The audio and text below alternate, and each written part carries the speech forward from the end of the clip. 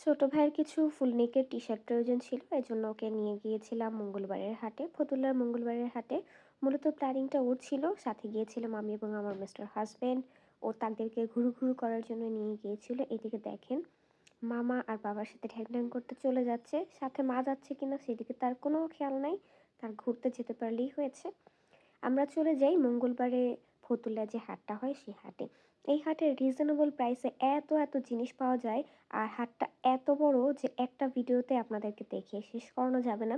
আমিও যেহেতু তাদেরকে টুকটাক করে রাখতে হয়েছে, আরও টুকটাক অনেক কেনাকাটা করেছি, তাই সব ভিডিও নেওয়া যায়নি। এই যে শীতের এত পোশাক দেখছেন, মানে যে কোনো কিছু হাট থেকে কিন্তু খুবই রিজনেবল প্রাইসে পাবেন। আর যদি একটু খুঁজেন, একটু দামাদামি করতে পারবেন, ট্রাস্ট মি জিতে আসবেন। তারপরে চলুন কথা না বাড়িয়ে শুরু করি। আমরা কি করেছিলাম তা নিয়ে। আমরা মূলত ছোট ভাইয়ের জন্য কিছু গেঞ্জির দরকার ছিল। ওর ফুল গলা যেন ঢাকা থাকে এবং হাতও যেন ফুল থাকে। মানে ও কোটের নিচে, শার্টের নিচে, কলেজ ড্রেসের নিচে বা ইউনিফর্মের নিচে যেন পড়তে পারে এজন্য। তো আমরা ১ম এই খুঁজতে থাকলাম কোন জায়গাটায় ভালো কোয়ালিটির পাওয়া যায়। ১ম এ ভ্যান গাড়িগুলোতে দেখেছিলাম। ভ্যান গাড়িগুলোতে মাত্র ৳৫০ য় গেঞ্জি পাবেন। কিন্তু সেগুলো আমাদের পছন্দ হয়নি। মানে আমাদের যেমন লাগবে তেমন ছিল না। লেডিস অনেক আইটেম ছিল কিন্তু আমাদের দরকার ছিল জেন্টস কালেকশন। দ্যাটস ওয়াই আমরা আবারও ঘুরতে থাকলাম। ঘুরতে পরবর্তীতে এই দোকানটাতেই পেয়েছিলাম। টি-শার্টগুলো ৳১৫০ করে চাচ্ছিল। আমরা দামাদামি করে ৳১০০ করে নিয়েছি। টোটাল ৩ টা টি-শার্ট নিয়েছিলাম। একটা হোয়াইট, একটা ব্লু আর একটা কি কালার নিয়েছিলাম আমার আদৌ মনে নেই। অন্য দোকান থেকে নিয়েছিলাম একটা গ্রে কালার মোস্ট প্রবাবলি।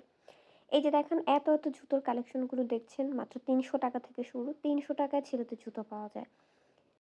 কিন্তু রেগুলার ওয়্যারের জন্য একদমই আনপারফেক্ট, কারণ সোলগুলো অনেক শক্ত হয়ে থাকে। দাম যেমন কোয়ালিটি তেমনই হবে। আর এই যে ঘর সাজানোর জন্য মেয়েদের কাচের জিনিসপত্রের অভাব নেই, মানে বিকল্প নেই বলা যায়। এত সুন্দর জিনিস ছিল, আমার তো সব কিনে নিয়ে আসতে মন চাচ্ছিল। কাচের জিনিস দেখলে, মাটির জিনিস দেখলে আলাদা একটা ভালোবাসা জাগে। আর এই দিকটাতে গিয়েছিলাম তাকদির জন্য। এখানে পশু পাখির মূলত পশু পাখি ওঠে। প্রচুর পরিমাণে কবুতর, খরগোশ, বিভিন্ন রকম পশু পাখি দেখে তাকদির তো দেখুন আনন্দে নাচো করছিল পুরো। আমরা তো মূলত গিয়েছিলাম ওকে এই পাশটাতে নিয়ে গিয়েছিলাম যেন বিভিন্ন রকম পশু পাখির নাম শেখে, দেখতে কেমন সেটা শিখে নতুন অনেক পশু পাখির সাথে ওকে পরিচিত করাতে পারি। তো এখানে খরগোশ ছিল। খরগোশের দেখার পর আমরা চলে গেলাম, দেখলাম এখানে মুরগি, মোরগ ছিল, হাঁস ছিল। এরপর বিভিন্ন রকমের পাখি ছিল। আমার ঘুঘু পাখি খুবই পছন্দ। আপনি কোন পাখি সবচেয়ে বেশি পছন্দ করেন কমেন্ট করে জানাতে পারেন। এই জায়গায় তো হাঁসের সমাহার। শীতকাল এসে পড়েছে। আমাদের এবার এখনো হাঁস খাওয়া হয়নি। আমার মতো কপাল পোড়া কে আছেন?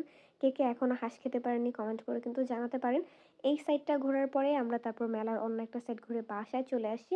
তো এই দিকটাতে গিয়ে তো তাকদির সবসময়ই হাওয়াই মিঠাই খেতে চায়। আর এই